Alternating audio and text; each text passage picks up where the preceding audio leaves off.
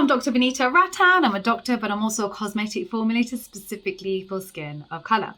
Right, so today's video is all about moisturizers for babies. Now, the problem is that for our babies, their skin is thinner and more sensitive than adult skin.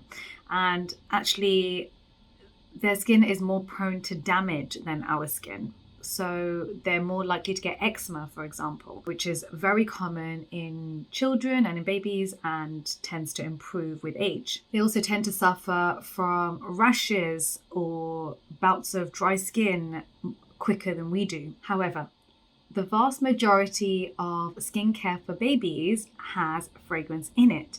It will have all these additional labels, things like vegan or cruelty-free, or free of sulfates, but it will have fragrance in it. And actually, in the vast majority of it, not everything, but we're talking about 90% plus. And actually, when people purchase skincare for babies, the number one thing they think is, oh, I love the smell of it. And even my own children, when they go shopping and they see a strawberry flavored bath product, they'll beg me to buy it. You just got Peppa Pig or something on the front of it, which also doesn't help the situation. But that strawberry smell is really enticing, and there's a reason why the manufacturer puts it in, because that product will then sell. But fragrance is not good at all for skin, even for adult skin. So for babies, we have to be far more cautious because fragrance is the number one cause of contact dermatitis. Dermatitis means inflammation. Inflammation leads to pigmentation. Pigmentation is not such a big issue with children. It's more the immediate acute rash that can happen, or the irritation, and then the itching, and then the crying.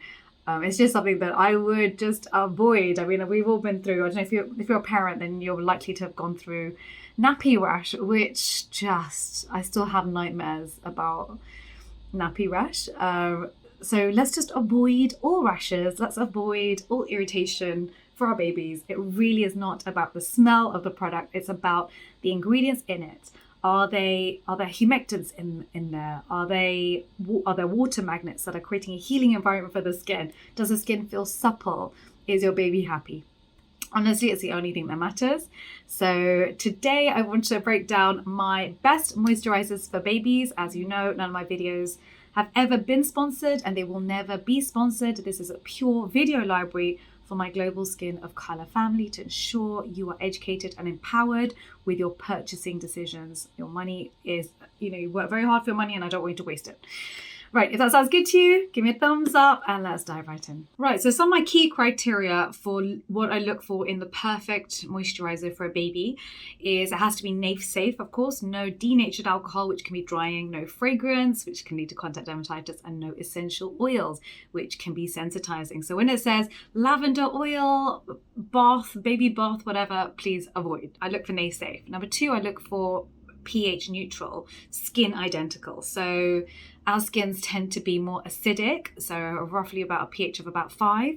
So you really want to look for a product that has a similar pH to your baby's skin. I tend to avoid soaps in bath washes, which can strip the skin as well.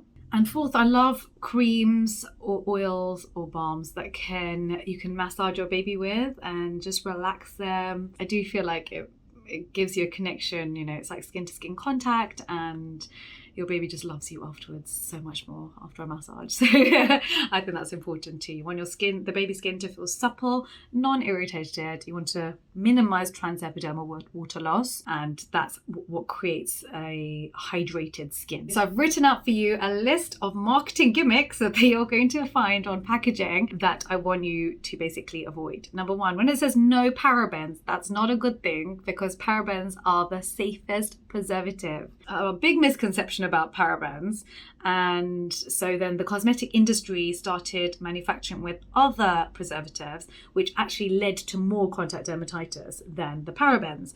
So when it says no parabens, that's not a good thing.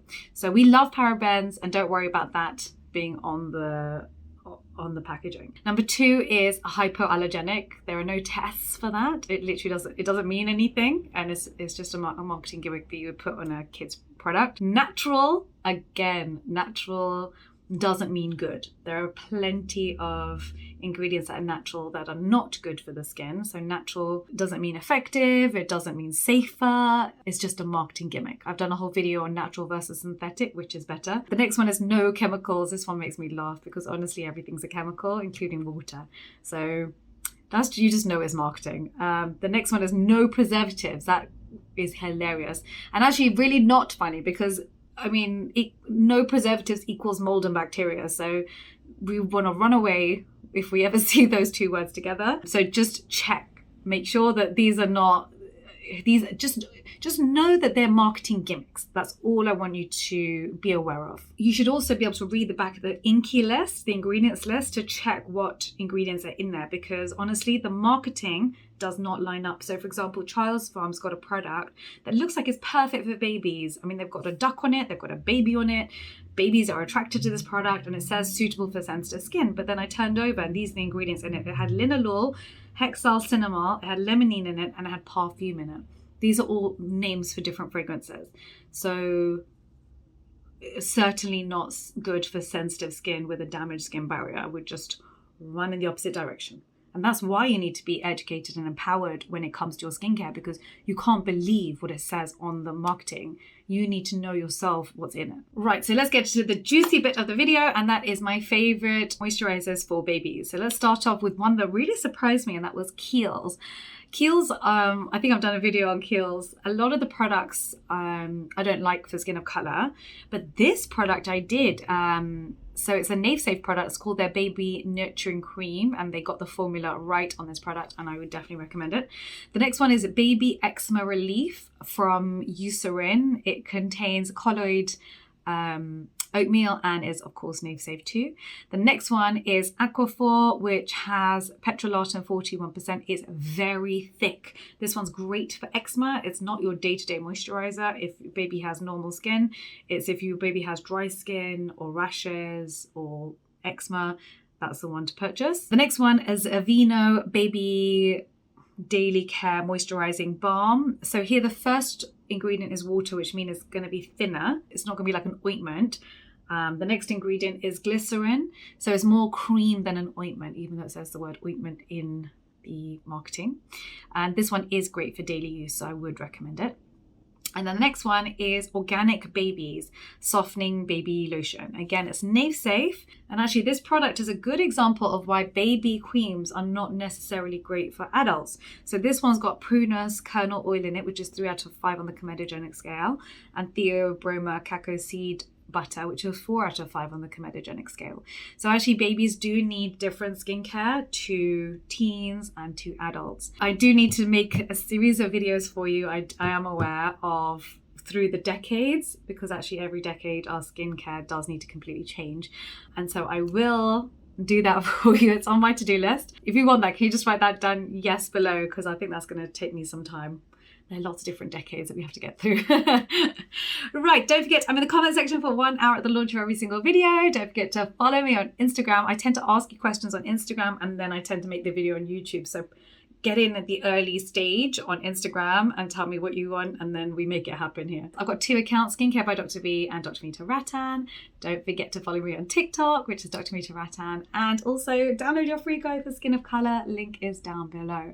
If there are any products you want me to make for our skin of color family that doesn't exist right now but we need, can you also write that down below too, because it just gives me ideas as to what I need to do. If a product already exists, I will just point you in that direction, because it's a lot of hard work for me to make something that already exists. But if it doesn't exist, then I'm here and I'll make it happen for you. So just write it down below and I'll put that on also on my to-do list. Thank you so much for watching, and I'll see you next time. Bye.